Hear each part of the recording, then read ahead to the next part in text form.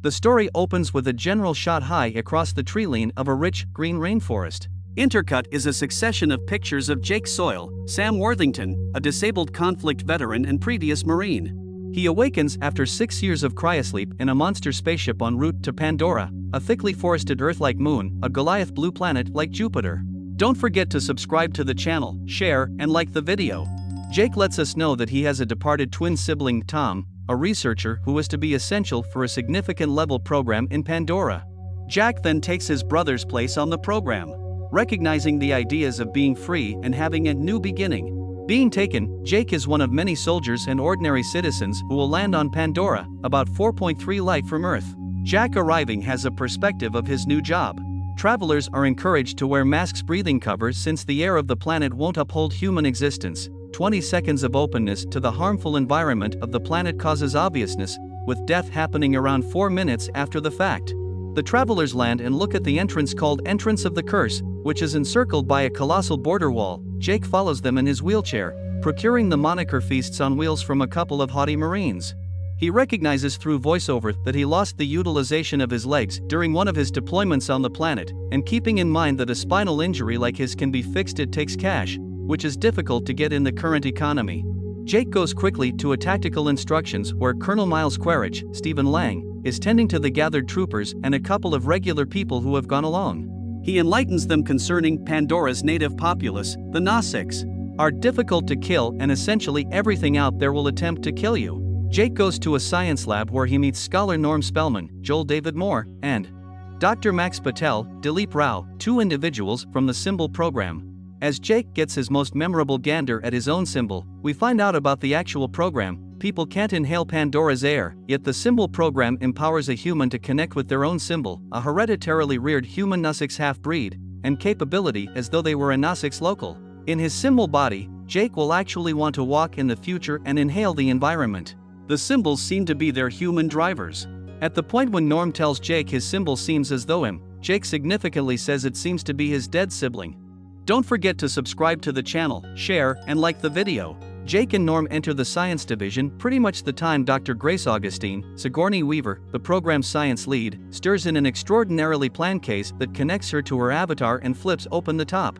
Norm tells Jake he hears she enjoys establishes better compared to individuals. She emerges from her case and banters in Nasics with Norm. Happy with Norm's order of the language, she goes to Jake.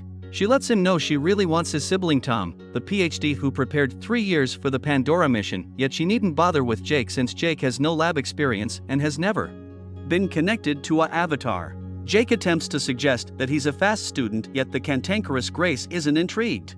Grace stomps off to the base's control space to go up against Parker Selfridge, Giovanni Ribisi, base administrator and agent for the Assets Advancement Organization, RDA, a partnership that manages all military and other staff on the state. He tells her Jake will act as a security escort in her group while they're in the world's surface. She questions that Jake won't be useful for her plant research. Parker answers, saying he dissents, saying they got lucky with Jake, since he's an ideal hereditary counterpart for the Avatar plan. For his twin sibling, they can involve his tactical abilities, mining the mineral unobtainium, a strong wellspring of energy that sells for a huge number a kilo, and can take modest power back to a withering earth. Parker advises Beauty one method for achieving this goal is to win the hearts and psyches of the locals, to acquire their participation. Beauty contends that a large number of the Nasics have been killed by the military under the support of Selfridge's activity. Back in the lab next morning, Jake and Norm are linked to their avatars for the first time. Jake, in his avatar, wakes up in a different room with other avatars and staff. Within a few moments, Jake is making his handlers nervous because, overjoyed with his ability to move his legs again, he is moving too quickly and trying to walk, the first time he has been able to do so since becoming a paraplegic. The human lab laborers can't stop him. A Nasics is north of 10 feet tall, at times more like 12 feet, and far more grounded than people. At the point when his long tail pushes over instruments, a staff part advises him to pause and rests once more. Jake overlooks him and blasts out of the room and into the light. He winds up in a diversion region where different avatar are playing sports and staff, in their defensive stuff, are performing different obligations. Jake meets Elegance's symbol, who, preferred tempered over human beauty, goes with Jake to the sleeping shelter where he is in the end urged to rest. Before he rests to rest, Jake investigates his brain line, a long extremity that seems to be an interlace of hair. Toward the finish of his line is a bunch of stowed away ringlets. At the point when the avatar rests, the connection is broken and Jake himself stirs. Jake later meets Trudy Chacon, Michelle Rodriguez, a resigned Marine pilot. Jake will act as the entryway heavy weapons specialist on her team. Jake meets with Colonel Quaritch, who is lifting loads. The colonel tells Jake he's looked into his administration record and was dazzled with what he achieved on a portion of his visits, remembering one for Venezuela. The colonel cautions Jake about the risks looking for him on Pandora. He likewise expresses his conviction that the symbol program is a joke, yet that it offers a chance for an extraordinary surveillance mission, on the off chance that Jake can figure it out and let the colonel know what he needs to be familiar with the locals, how to convince them to create some distance from the unobtainium mineral stores, and how to hit them hard on the off chance that they won't. The colonel will make sure that Jake gets the medical procedure he really wants to recover utilization of his legs. Relinged with his avatar, Jake flies over Pandora's surface in Trudy's gunship, alongside Beauty, Norm, and others. The group lands in a woods. Jake is occupied by his environmental elements and meanders through a field of helicaradian flowers. Inconvenience shows up when a titanothere, a vigorously heavily clad, hammerhead animal, stands up to Jake. Elegance orders him to hold fast and not shoot, or probably the creature will blow up and charge. In any case, his covering is excessively thick for weapons to have any impact.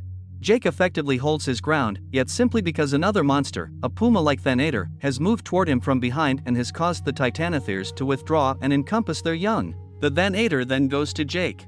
Grace tells him to run, and he's sought after by the Thanator in a pursuit that isolates Jake from his team. He loses his firearm and is brought down by the creature, yet liberates himself by delivering his knapsack.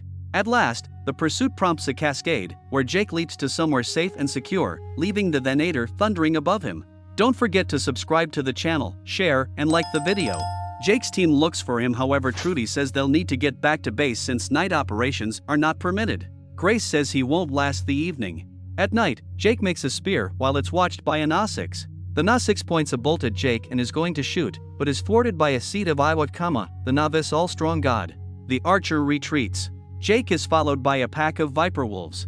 He plunges the finish of his lance into a burnable pitch-like fluid. He lights the end and uses it as a light against the viper wolves, who circle him. The creatures assault Jake, he retaliates, kills some, and is brought somewhere near others. The bowman who was noticing Jake joins the fight on his side. She kills some viper wolves and makes the rest escape. She softly finally gives some closure some crying injured creatures and expresses petitions over them. Jake endeavors to say thanks to her for assisting him with warding off the aggressors. She dismisses his thanks and tells him to go back where he came from. Jake inquires as to whether she feels as such, why she helped him. You have serious areas of strength for no apprehension, she makes sense of. In any case, idiotic. Jake attempts to follow his rescuer up into a tree, asks for her help, and says he wants to learn. She feels repulsed and sends her back. Just then, the seeds of Iowa reappear and start to land on the nervous Jake. He asks what they are. Very pure spirits, she replies, and Jake is covered by them, making an impression on his companion. When the seeds drift off, she relents and tells him to come with her. As Jake tries to keep up with his rescuer, Neytiri, Zoe Saldana, he is felled by a Biolo thrown by a patrol of Omatakean warriors. Their leader is Tsute, Les Alonso, next in line to the throne, and the man Neytiri is expected to marry. Neytiri stops them from harming Jake by telling them there has been a sign from Iowa. Tsute tells his men to bring him along to Tashik, father, approximate spelling, and Iowa, mother. Jake is presented to Neytiri's parents, Itukin, West Studi, and Moat, CCH Pounder, who are the king and queen of the tribe, respectively. Jake tells the elders that he is a warrior, a dreamwalker, and his intention is to learn from them. Moat pricks Jake's chest and tastes his blood, decreeing it is the will of Iowa for him to live with the Omaticea, and for Neytiri, however reluctantly, to be his teacher in their ways and customs. After a ritual gathering, Jake is brought to his bed, a leaf high up in the home tree that encircles him like a cocoon. As he falls asleep, human Jake is revived. Jake drinks coffee while researchers teach him what to say. Norm appears to be extremely disheartened and morose. He was Grace's unique decision to bond with the Omaticea. Already the military and corporate like to be Jake. Hometree sits on a huge store of unobtainium, so Jake gives off an impression of being their absolute best at persuading the Omaticea to move or encouraging the colonel on the most proficient method to drive them to do as such. He's educated that he has 3 months to accomplish his objective before the tractors show up. Don't forget to subscribe to the channel, share, and like the video. The following scenes rotate around Symbol Jake's preparation with Neytiri and Human Jake's reports on his encounters by means of the videolog he directs after each day's movement. He bonds with his dire horse, a significant creature to the Gnostics. Jake should figure out how to mount the creature and associate his brain line to its receiving wire. Human Jake keeps on writing about the home tree's framework and other Gnostic subtleties. Jake struggles with figuring out how to control his dire horse and is frequently alluded to as Skaun by Neytiri and Sute, which he lets us know signifies dolt. Sensing that Jake is being manipulated by Quaritch, Selfridge, and the rest of the military, Grace decides to take her operation out of Dodge. She moves them into the Hallelujah Mountains, a remote region of immense, floating islands that are sacred to the Gnostics and are also rich in unobtainium. In his next videolog, Jake examines his language illustrations and says his experience with the Gnostics is like field stripping a weapon. Enough reiteration and you can't resist the urge to learn it. Neytiri, who shows him the Gnostics Woodland Association.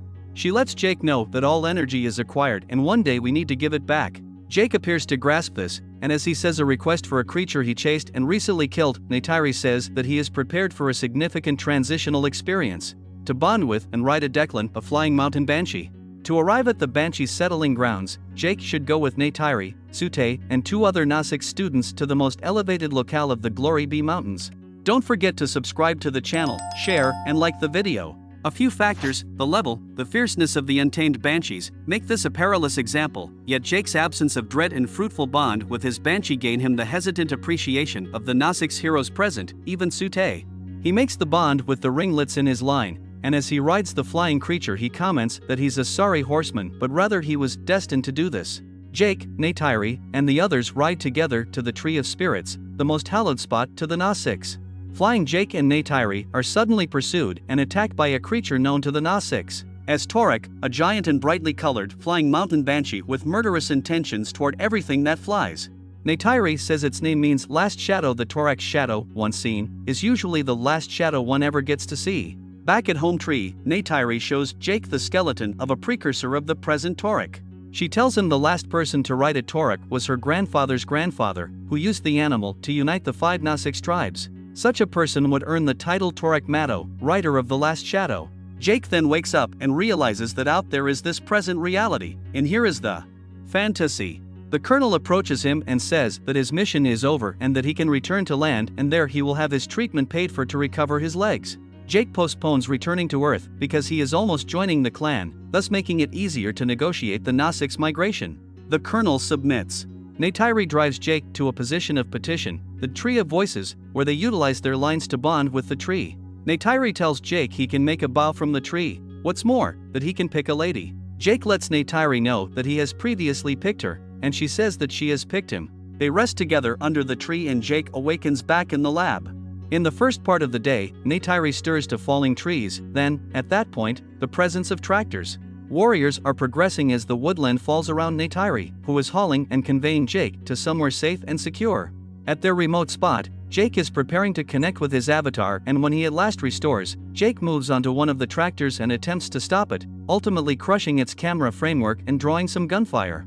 Other Gnostics heroes show up, while the colonel, surveying films back at the base, perceives Jake in his symbol structure as the individual who attempted to stop their central goal. The tractors proceed with their activity, clearing out the consecrated ground. At Home Tree, the Gnostics want war. Grace and Jake argue against it. There's an intense debate. Sute tries to kill Jake, jealous at having learned that Jake and Neytiri are mated for life when he and Neytiri were betrothed. Jake declares he is a Gnostics and deserves the right to speak. Suddenly, both Grace and Jake's avatars fall unconscious as the links between them and their human forms are abruptly broken by the enraged colonel, who arrests Jake for trying to stop the bulldozers. Don't forget to subscribe to the channel, share, and like the video. Grace and Jake face off with RDA and military brass. Grace reveals that Pandora's trees form a network that has more neural connections than exist in the human brain and that the Gnostics can tap into that network. Consequently, the Omaticaya will never leave Home Tree. Parker and the colonel discuss options. He will launch an attack on Home Tree and us gas bombs to drive out the Gnostics. Jake presses to be allowed to return to the Omaticaya to try to convince them to leave, and he's granted 1 hour to achieve that objective. Jake and Grace are not welcomed back. Neytiri rejects Jake. Both Jake and Grace are bound and left behind by the Omaticaya, who are preparing to fight against the humans, who have arrived in a large fleet of flying ships. The fleet launches gas canisters into Home Tree and the surrounding area. As the battle escalates, most of the weaponry is targeted at the root structure of Home Tree, which is toppled by a series of explosions and heavy artillery. Many Omaticaya are killed. Moat frees Jake and Grace and asks them to save the tribe. Jake arrives and is rejected again by Neytiri when he tries to console her. Neytiri's father Raitukan is killed by a large piece of shrapnel. His dying wish is for Neytiri to take his sacred bow and assume leadership of their people. The obliteration appears to be interminable, and, abruptly, Jake and Grace return to their human bodies and are quickly positioned in custody for treachery. Norm is likewise captured for attempting to keep fighters from handicapping their avatar structures. The Gnostics accumulate at the Tree of Spirits. Trudy shows up at the cell which holds Jake, Grace, and Norm. She helped them escape the base. Grace is shot and injured by the Colonel. Trudy takes them to get the lab in the mountains and take them to another remote location. Jake gets back to his avatar. But now he's a stranger to the Gnostics and needs to regain their trust more elevated level. He brings his Banshee and embarks to find the Tauric. His procedure is basic yet can without much of a stretch outcome in death. Jake accepts that the Tauric never searches for an assault above himself and in this way he can be moved toward that way. Jake leaps off his Banshee and onto the rear of the Tauric. We next see him show up riding the Tauric at the Tree of Spirits in an Omaticayan service. Jake has effectively fortified with the Tauric. The Omaticaya are staggered to see their most prominent legend materialize. Jake descends and clears his path through the horde of Gnostics, who, awed, part before him. At the point when he arrives at Neytiri, each holds out an arm to the next and she says, "I see you." Sute, who is currently clan pioneer, surrenders Jake's new job of Tauric Matto. He concurs Jake much regard. Jake convinces Moat to help Grace, who is dying. Moat begins the preparations, which involve getting Grace's human and avatar bodies in place at the Tree of Souls. The idea is to permanently transfer Grace's consciousness to her avatar. Moat lets it be known that Grace must pass through the Eye of Iwa, and that the Great Mother might choose to let her pass through to her avatar self, or she might opt to have Grace remain with her. The ritual is not successful, though before she dies, Grace tells Jake that she has seen Iwa. Jake, heartbroken and furious, speaks as Tauric Matto and says it's time to send a message to the Sky People that this is their, the Gnostics, land. But to do so, they first must go to each of the Gnostics clans to ask them to come and fight as one. Don't forget to subscribe to the channel, share, and like the video. The military observes the Gnostics that were 2,000 soon reach 20,000. The colonel, seeing this, proceeds to carry out an attack while they can, then arm a ship with a gigantic bomb to throw at the Tree of Spirits, starting the action at 6 a.m. the next day. Thereby the Gnostics disappeared from that place, not to return. Jake is in the middle of revitalizing the Omaticaya. At the Tree of Spirits, he utilizes his line to bond with the tree and requests that Iwa investigate Grace recollections, focusing on that mankind killed their mom, Earth, the element that safeguards the equilibrium of life. Neytiri shows up and tells Jake that Iwa doesn't favor one side. Quaritch masses his armada, generally as insurance for the Valkyrie transport. The bomb ship and the armada advance toward the Tree of Spirits. The unified Gnostics force starts to show up from the sky and on the ground. Jake on his Tauric, Sute, and different fighters take part fighting with the tactical airplane, fundamentally Scorpion attack ships. Losses mount on the two sides. The gunships have unequaled capability, however are no counterpart for the Declans, who grasp them and crush them against one another. Jake, riding the Tauric, is sought after and shot at by Colonel Quaritch's Dragonfly transport. Trudy shows up and starts shooting at the Colonel's order transport. Neytiri's Banshee is destroyed and killed. Norm's avatar is mortally wounded and he jumps back to his human form. Sute takes on the bomb ship and is killed in the attempt. Trudy dies when her ship is destroyed in a hail of gunfire from Quaritch's Dragonfly. Neytiri watches this action from the ground. Jake attempts to contact Sute and is unsuccessful, as is his attempt to reach Trudy. Meanwhile, the bomb ship closes in on the Tree of Souls. Jake tells Neytiri via communicator to disengage from the fight.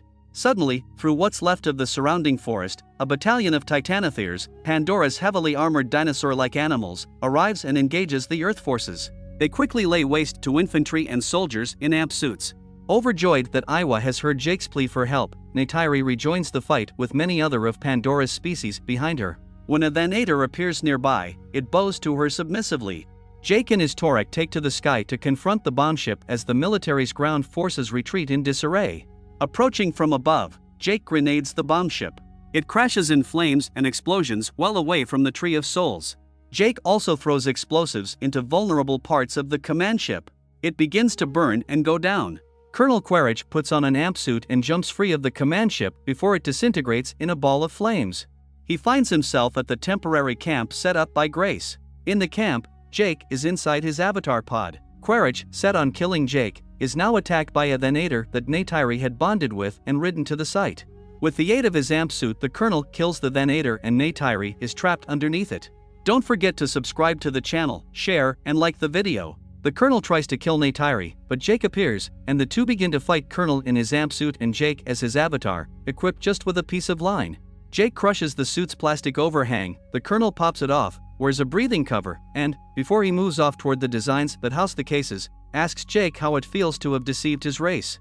"You believe you're one of them? Time to awaken," he insults, as he crushes into the portable lab, searching for Jake's unit, aim on obliterating it and human Jake.